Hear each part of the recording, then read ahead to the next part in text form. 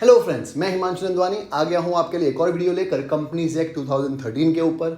आज का जो वीडियो है उसके लिए बहुत बार रिक्वेस्ट आई है कि प्लीज़ एक डिफरेंस बनाइए dormant company or inactive company के बीच में। तो आज का वीडियो उन लोगों के लिए है जिन्होंने इस वीडियो की डिमांड की थी। तो आज का वीडियो स्टार्ट करने से पहले मैं आपको बता दूं कि मैंने पूरा कंपनीज एक्ट 2013 उसकी प्लेलिस्ट बना दी है, सेल ऑफ गुड्स एक्ट 1930 उसकी भी प्लेलिस्ट बना दी है और नेगोशिएबल इंस्ट्रूमेंट एक्ट की भी प्लेलिस्ट बना दी है। मैं इन सब की लिंक इस डिस्क्रिप्शन में डाल दूंगा, इस वीडियो की डिस्क्रिप्शन में डाल दूंगा, तो आप देख सकते हैं। अगर आपने पढ़ाई शुरू नहीं की है तो आप इस वीडियो से सब कुछ या इस प्लेलिस्ट से सब कुछ कर सकते हैं। तो डिस्क्रिप्शन में प्लेलिस्ट की लिंक देखना मत भूलिएगा। चलिए आज का वीडियो स्टार्ट करते हैं। आज का जो वीडियो है वो है dormant company versus inactive company के बीच में। तो क्या होता है डोरमेंट कंपनी? एकदम सिंपल शब्दों में समझाऊं तो डोरमेंट कंपनी ऐसी कंपनी होती है जिसको हम लोग अभी रजिस्टर तो करते हैं, स्टार्ट तो करते हैं, लेकिन उसका पर्पस प्रेजेंट में नहीं है, फ्यूचर में है। देखिए वो लिखा है, where a company is formed and registered under the act for a future project, किसके लिए? कोई किसी फ्यूचर प्रोजेक्ट के लिए, और टू होल्ड एन एसेट और इंटेलेक्चुअल प्रॉपर्टी, किसी इंटेलेक्चुअल प्रॉपर्टी को होल्ड करने के लिए या किसी एसेट को होल्ड करने के लिए हमने कंपनी को क्रिएट किया है, जिसका पर्पस अभी फिलहाल प्रेजेंट के लिए नहीं है लेकिन फ्यूचर के लिए। मैं आपको एकदम इजी भाषा में समझाऊं तो समझ लीजिए कि मेरे को एक कंपनी स्टार्ट करनी है और उसका एक पर्टिकुलर नेम चाहिए, मेरे को इसी नाम की कंपनी स्टार्ट करनी है। लेकिन दो हिमांशु नंदवानी हो सकते हैं, दो महेश हो सकते हैं, दो कशिश हो सकती हैं, कोई भी इंसान दो या दो से ज़्यादा हो सकते हैं, लेकिन एक ही नाम की दो कंपनियां नहीं हो सकती। तो अगर मुझे लग रहा है कि अभी एक कंपनी का नाम अवेलेबल है तो मैं उसको रजिस्टर करा दूंगा, ताकि फ्यूचर में कोई और उस नाम से रजिस्ट्रेशन ना करा पाए।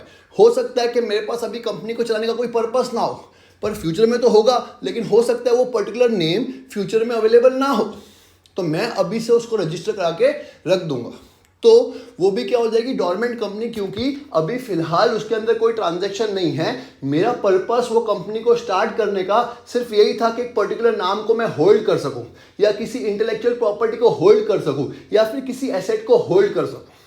मुझे उम्मीद है आपको समझ में आ रहा होगा। तो डोरमेंट कंपनी ऐसी कंपनी होती है जो हम लोग इनकॉर्पोरेट तो अभी करते हैं, लेकिन उसका पर्पस कब होगा? फ्यूचर में। अभी उसके अंदर कोई एक्टिव ट्रांजैक्शन होते ही नहीं है, लेकिन जिसका पर्पस सिर्फ और सिर्फ किसी एसेट को या इंटेलेक्चुअल प्रॉपर्टी को होल्ड करना होता है। तो वो लिखा है, for a future project or to hold asset or to intellectual property and has no significant accounting transaction, जिसके अंदर कोई सिग्निफिकेंट ट्रांजैक्शन है ही नहीं। Such a company or inactive company में make an application to register. तो वो क्या करेगी? आरओसी को एक एप्लीकेशन कर देगी कि हम लोग कंपनी स्टार्ट तो कर रहे हैं, लेकिन इसका प्रेजेंट में कोई पर्पस नहीं है, कोई फ्यूचर पर्पस के लिए या इंटेलेक्चुअल प्रॉपर्टी को होल्ड करने के लिए ही हम लोग स्टार्ट कर रहे हैं। In such a manner as may be prescribed for obtaining the status of dormant company. और वो क्या करेगी? कंपनी आरओसी से डोरमेंट कंपनी का स्टेटस हासिल कर लेगी। इसको बोलते हैं डोरमेंट कंपनी। मुझे उम्मीद है आपको समझ में आएगा डोरमेंट कंपनी होती क्या है। अब बात करते हैं इनएक्टिव कंपनी क्या होती है। देखिए अभी आपको दिखेगा इनएक्टिव कंपनी का मतलब। इनएक्टिव कंपनी का मतलब होता है ऐसी कंपनी जिसमें कोई ट्रांजैक्शन ही नहीं है पिछले 2 सालों से। तो वो लिखा है, an inactive company means a company which has not been carrying on any business or operation. क्या? जो कंपनी कोई बिजनेस कर ही नहीं रही, कोई ऑपरेशन कर ही नहीं रही, और has not made any significant accounting transaction during last 2 financial year। पिछले 2 सालों से कोई फाइनेंशियल ट्रांजैक्शन किया ही नहीं है।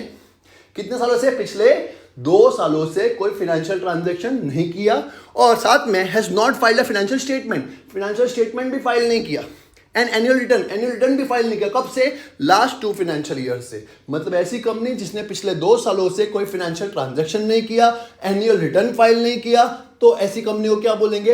Inactive company. सिंपल है। तो अभी मुझे उम्मीद है आपको समझ में आया होगा डोरमेंट कंपनी क्या होती है और इनएक्टिव कंपनी क्या होती है। दोनों में थोड़ा सा फर्क है।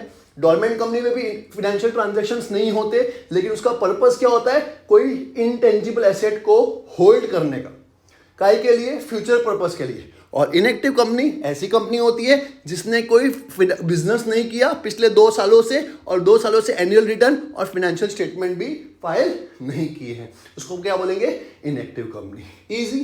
मुझे उम्मीद है आपको समझ में आया होगा। अगर आपको लगता है ये वीडियो हेल्पफुल है तो प्लीज़ अपने फ्रेंड्स के साथ ज़रूर शेयर करना। Bye bye.